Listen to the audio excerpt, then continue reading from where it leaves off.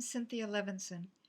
I wrote a book called Fault Lines in the Constitution: The Framers, Their Fights, and the Flaws That Affect Us Today with my husband, Sanford Levinson. We want to thank Peachtree Publishers for posting 2 chapters in their entirety on their website. These 2 chapters are particularly relevant today. They're in a section of the book called Emergency. One of them is about the president's emergency powers, and the other chapter is called At War with Bugs. So you can probably get an idea of why they are so pertinent today. I'd like to give you a little background on the president's emergency powers chapter.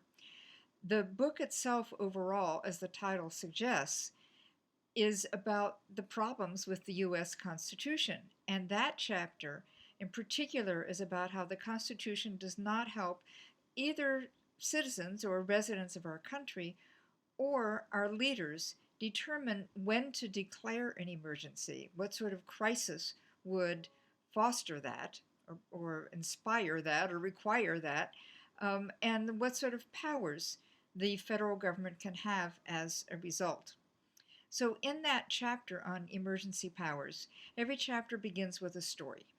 The story that opens that chapter is about a man named Eugene V. Debs, who was a socialist. He ran for president of the United States several times and got many hundreds of thousands of votes, including when he was a prisoner. That's sort of a giveaway here, when he got over 900,000 votes back in 1918.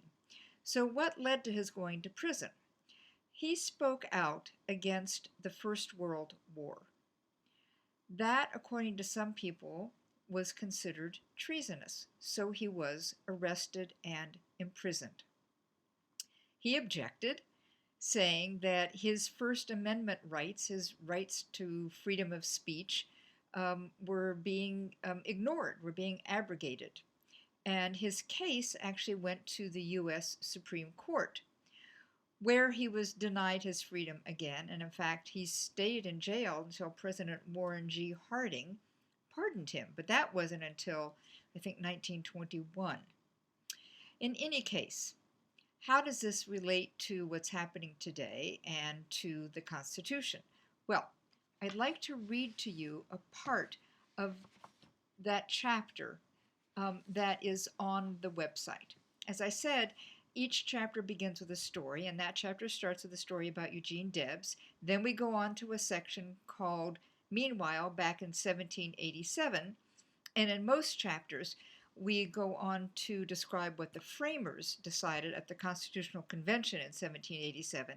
In this case, we talk about what happened after the Constitution was ratified, when the Bill of Rights was passed a couple of years later. That's where freedom of speech comes in. But we also talk, of course, about the Constitution, because the Constitution, the framers themselves, gave very little attention, short shrift, to what the president and what Congress would have the right to do in case of an emergency. Let me read to you from that part of the chapter where we go on to, so what's the big problem? Well, here's the big problem with the Constitution.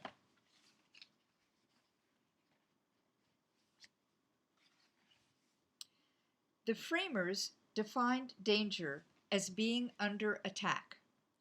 Today, we understand that peril can take many forms, not just cannons, but also technological, medical, biological, and environmental threats.